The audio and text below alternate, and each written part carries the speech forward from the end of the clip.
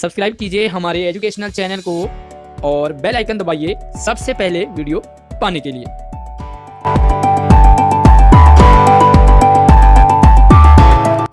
नए साल की पहली वर्कशीट मैथ की ऑनलाइन क्लास में आप सभी प्यारे प्यारे बच्चों का स्वागत है। तो बच्चों, आज हम पढ़ने और समझने वाले हैं वर्कशीट नंबर 29 19 जनवरी और मैथ की क्लास में आज हम नया पढ़ने सीखने वाले हैं, समझने वाले हैं।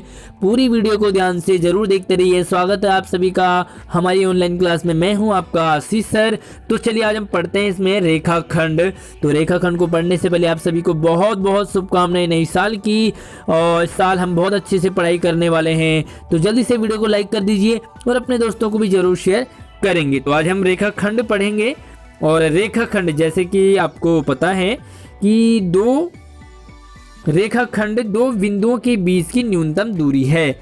अब यहाँ पर आप देख सकते हैं कि ये एक बिंदु है हमारी ए और दूसरी बिंदु है बी, है ना।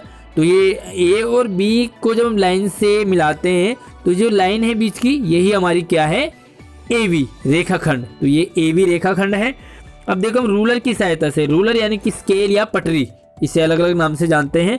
तो रूलर का प्रयोग करते हुए हमने एक रेखाखंड की रचना करनी है। अब जब हम रेखाखंड की रचना करते हैं तो उसके लिए स्टेप होते हैं।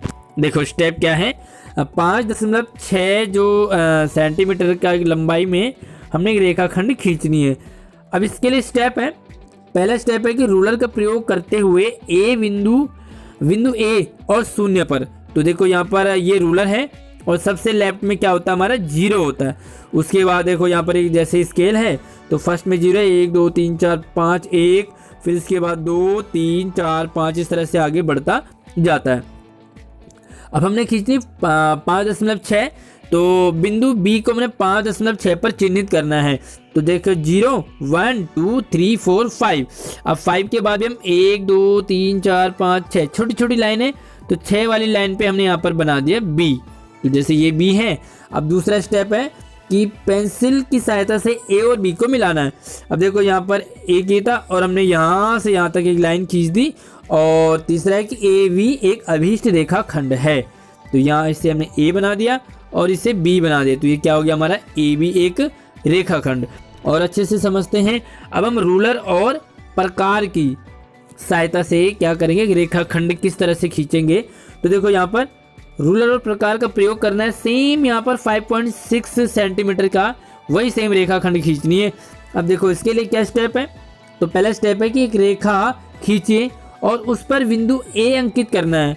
तो सबसे पहले हमने एक लाइन खींच दी लंबी और हमने ए बिंदु तो हमने यहाँ पर रख दिया, ठीक है।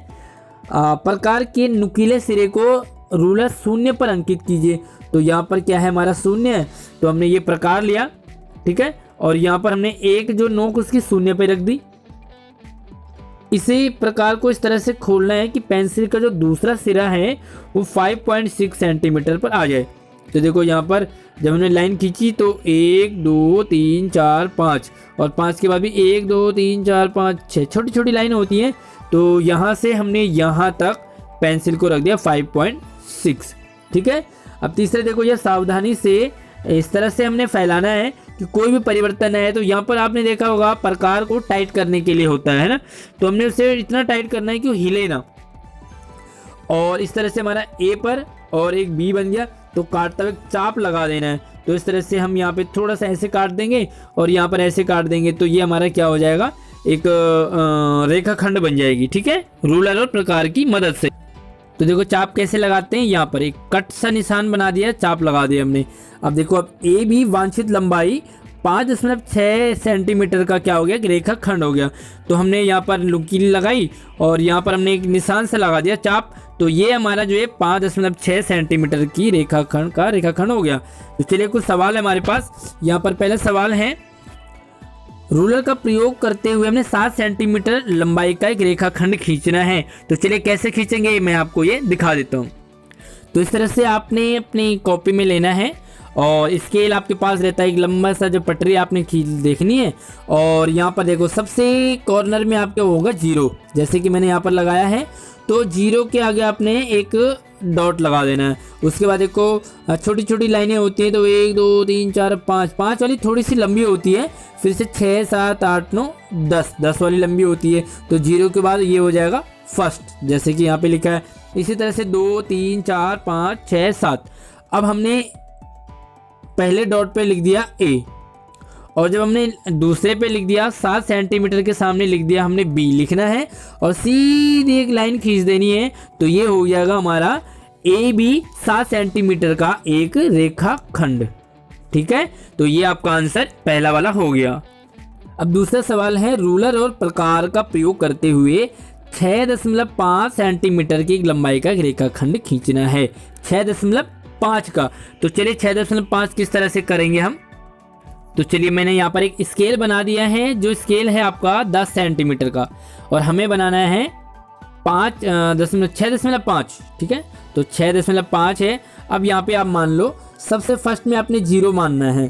ठीक है, फिर से आपने प्रकार खोलनी है, तो प्रकार की जो एक नोक है वो तो हम लगा देंगे 0 पे। ठीक है, यहाँ से सीधा सा नहीं हो रहा, तो हम यहाँ से उल्टा देख लेते हैं। एक हमने 0 पे लगा दिया, दोबारा कर लेता हूँ मैं।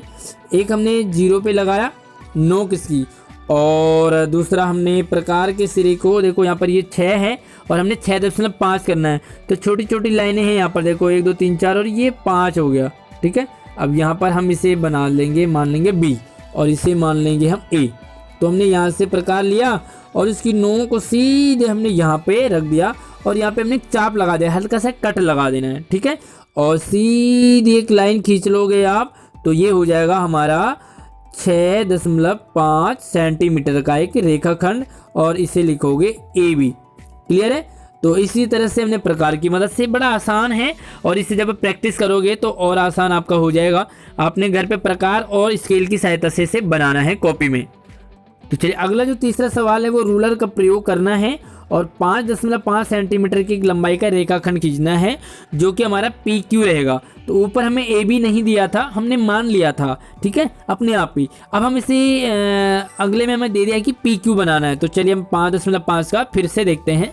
तो चलिए फिर से हम उसी स्केल पे आ चुके हैं, और हमें बनाना है 5.5। तो फिर से देखो हमने यहाँ पर 0 पे एक डॉट लगा दिया 0 पे, और उसे मान लिया हमने P, क्योंकि हमें PQ बनाना है ना। और उसके बाद हमारे 5.5, तो हमारा 5 तो ये क्लियर है। अब हमें 0.5 का मतलब है कि 5 और 6 के बीच में हमारे पास कितनी लाइनें होती हैं, 1 2 3 4 5 6 7 8 9, और 10वां तो हमारा फिर लास्ट वाला होता ही है ना। तो इसके बीच में देखो जो ये छोटी सी बड़ी सी होती है, ये है हमारे पास 5, तो ये हो गया 5.5, और इसे हमने मान लिया Q। ठीक है, अब एक लाइन हमने यहाँ पे डॉट बनाया, एक यहाँ पे बनाया, इससे लंबी सी लाइन हमने यहाँ से यहाँ तक खींच ली, तो हमारी हो गई ये PQ रेखाखंड, और इसे लिखेंगे हम PQ रेखाखंड 5.5। तो उम्मीद आपको समझ आ रहा होगा। चलिए दूसरा सवाल देख लेते हैं, और ये सवाल भी इसी तरह से है। रूलर और प्रकार का प्रयोग करना है, और 6.7 सेंटीमीटर का हमने रेखाखंड खींचना है, उससे देना है हमने AN नाम देना है। तो फिर से देख लेते हैं। फिर से मैं उसी स्केल पे आ गया हूँ, और हमें देखना है इसमें 6.7। तो फिर से हमने 0 तो हमारा यहाँ पे है, हमने 0 को मान लिया A, क्योंकि AN बनाना है, और हमने प्रकार लिया यहाँ से एक नोक इधर रख दी, और दूसरी दी 6.7 पे। तो ये देखो 6 तो ये क्लियर है। उसके बाद यहाँ पे 7 है, 5 है, और 6 और 7, छोटा सा ये डॉट यहाँ पर आ जाएगा, और इसे मान लेंगे हम क्या, N। अब देखो यहाँ से रूलर हमने इस तरह से लिया, और हल्का सा यहाँ पर एक कट बना दिया चाप बना के, और इसे हमने कसना है इस तरह से, ये इस तरह यहाँ से आ जाएगा, और इसे हम एक लाइन खींच लेंगे, और इसे बोल देंगे हम AN, एक रेखाखंड है इस तरह से, और जो है हमारा 6.7 सेंटीमीटर का। तो उम्मीद है आपको ये वीडियो पसंद आई होगी, रेखाखंड समझ आया होगा आपको।